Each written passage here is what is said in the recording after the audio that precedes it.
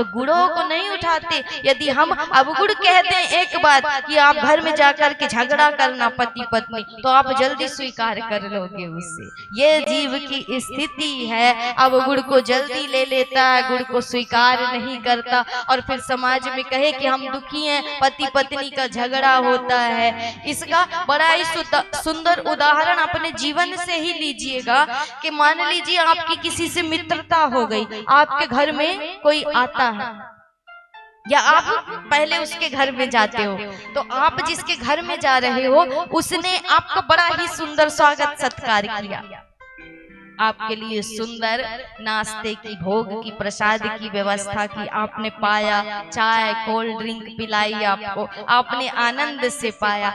अब उसके मन में क्या विचार आया कि मैं इसकी इतनी व्यवस्था कर रहा हूं, मैं इसको इतना खिला पिला रहा हूं, तो जब मैं इसके जाऊंगा, तो मैं इसके यहाँ जाऊंगा तो ये भी मेरी व्यवस्था करेगा ना, ये भी मुझे खिलाएगा पिलाएगा ना।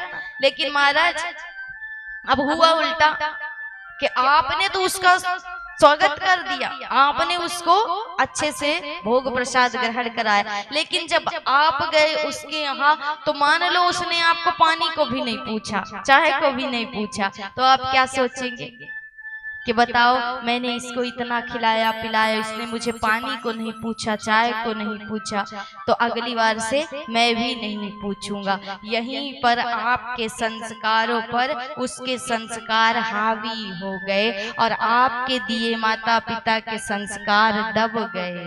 उसने जो किया उसका धर्म था, उसका कर्म था, आपने जो किया वो आपका कर्म है। इसलिए दूसरे को गुणों को लीजिए, अब गुणों को मत स्वीकार करिए। और जिस दिन ये समस्या खत्म हो गई ना, उस दिन आपसी मतभेद भी खत्म हो जाएंगे, पति पत्नी के झगड़े भी मिट जाएंगे महाराज। तो सुंदर अनुसुईया जी ने उपदेश किया है कि एक पतिव्रता नारी का कर्तव्य क्या है कि दोनों एक गाड़ी के दो पहिए हैं, और जब तक दोनों पहिए बराबर नहीं होंगे ना, तब तक गाड़ी नहीं चल सकती। तो ऐसा ना सोचे कि सिर्फ पत्नी ये कर्म निभाए, पति को भी निभाना है। किस प्रकार निभाना है कि कबीर बाबा से किसी ने एक बार प्रश्न किया कि बाबा घर परिवार में सामंजस्य कैसे हो, घर परिवार कैसे चले, सुख शांति कैसे आए परिवार में, पति पत्नी आपस में कैसे रहें। तो कबीर बाबा ने कहा, दिन का समय था, दोपहर में बैठे हुए थे धूप में और कुछ बीन रहे थे महाराज, कुछ बुन रहे थे, काट रहे थे। तो उन्होंने अपनी पत्नी को आवाज दिया कि देवी जरा लालटेन लेकर के आना। अब उन्होंने ये नहीं कहा था कि जला करके लाना कि बुझा करके लाना, तो कहा सिर्फ लालटेन लेकर के आना। अब देवी लालटेन लेकर के आई तो जला करके लेकर के आई। कबीर बाबा ने कुछ भी नहीं बोला, शांति से रख लिया। वो सज्जन भी देख रहे थे इस चीज को। अब कबीर बाबा ने दूसरी बार पुकारा कि देवी मेहमान आए हैं तो कुछ जलपान लेकर के आओ, कुछ भोग प्रसाद लेकर के आओ। तो देवी ने क्या किया कि सिर्फ जल ला करके रख दिया और शांति से अंदर चली गई। अब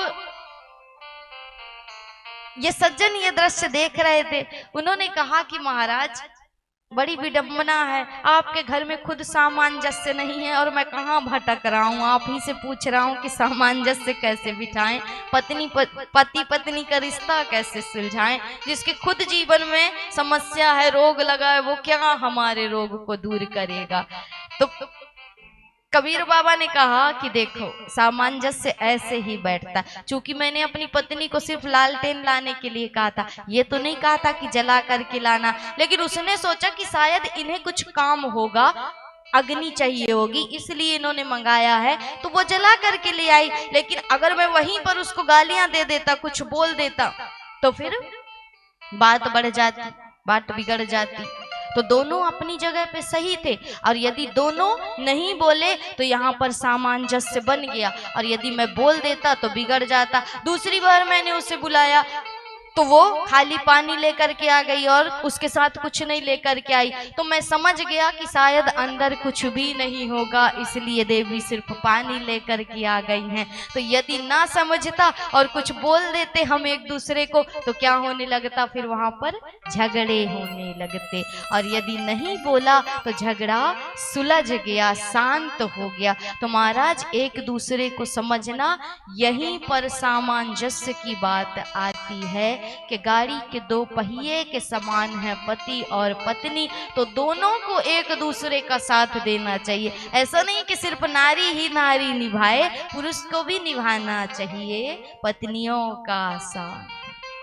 जिसने सब कुछ छोड़ करके और आपको अपना लिया, आपके साथ चली आई, अपने माता पिता से भी संबंध जिसने तोड़ दिया, तो आपको भी समझना चाहिए और उसको भी समझना चाहिए कि मेरा स्वामी मेरे लिए सब कुछ है। इस प्रकार अनुसुईया जी ने पतिव्रत धर्म का सुंदर उपदेश किया है माता जानकी को, और सुंदर वस्त्रालंकारों से भेंट किया, समर्पित किया, जानकी जी को आशीर्वाद दिया।